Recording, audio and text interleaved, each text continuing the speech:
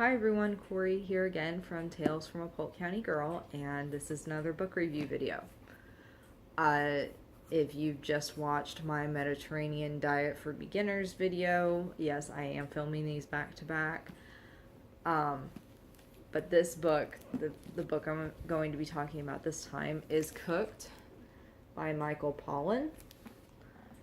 He was the author of The Omnivore's Dilemma and Omnivore's Dilemma, In Defense of Food, and then there was another one that I reviewed that to me it was just a summary of both The Omnivore's Dilemma and In Defense of Food. I think it was Food Rules.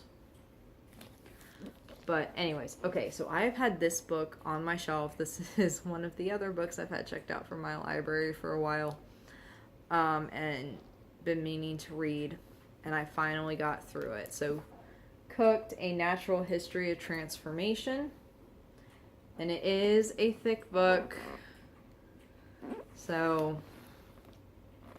it took me a while to get through. I started reading it in July, and I started reading it not long after I finished The Agony and the Ecstasy. I don't think I ever reviewed that one, but anyways. And it's taken me July, August, September, and we're almost at the end of October. And I've just now gotten through it. It is a very, very dense book. In my opinion, all of Pollan's books are very dense. I learn a lot reading these books, and I'm glad I read them. But they're packed with so much information that I had to take it in small chunks. So small chunks here and there every night before bed. And I'm not only glad to finally cross this book off my list, but also I know there's a documentary based on this on YouTube, and he's done a lot of talks based on this book that are on YouTube, and they've been in my YouTube watch later file for at least a year. And I have my watch later list sorted by oldest to newest, so they're at the very top of my list. And I believe there actually might be a real documentary on Netflix, but I have to look that up. Don't quote me on that. I do recommend this book if you're interested in just how cooking has really influenced humankind, and his methods weren't just, saute, bake, broil. He went in terms of the elements, so fire, water, air, and earth. And for fire, he looked at barbecue, real southern barbecue. For water, it was soups and stews and learning to do long-term cooking, cooking that we would normally do in a crock pot now, but do that on the stove. And then air was all about baking and how to make the perfect loaf of bread with a sourdough starter. That was fascinating. And earth was about fermentation, and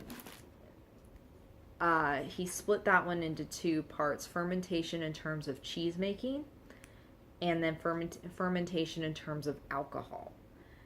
And that was just fascinating. He includes an afterword that I think, well, the first sentence starts out a year later, so he essentially follows and rounds out his year of learning to do all of this research for this book. And it's kind of like reading a lab journal, and it's very much written from the first person point of view, even though it's nonfiction, because he's telling you what it was like to do these things, what it was like to be trained by authentic barbecue pitmaster in the South, what it was really like to talk to a nun up in, I want to say, Massachusetts, who specializes in old world cheese making and does a style of cheese making that is actually, it's named after a region in France, and she does it over here. Same style, just, like different milk, because the milk over here is different than the milk in France.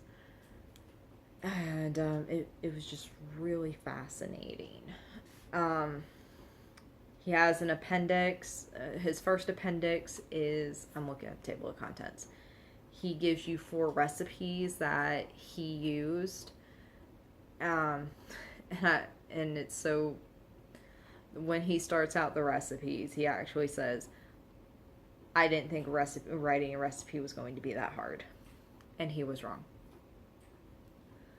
He handed them off to a friend who does cooking, and she rewrote the recipes so that you and I could understand them.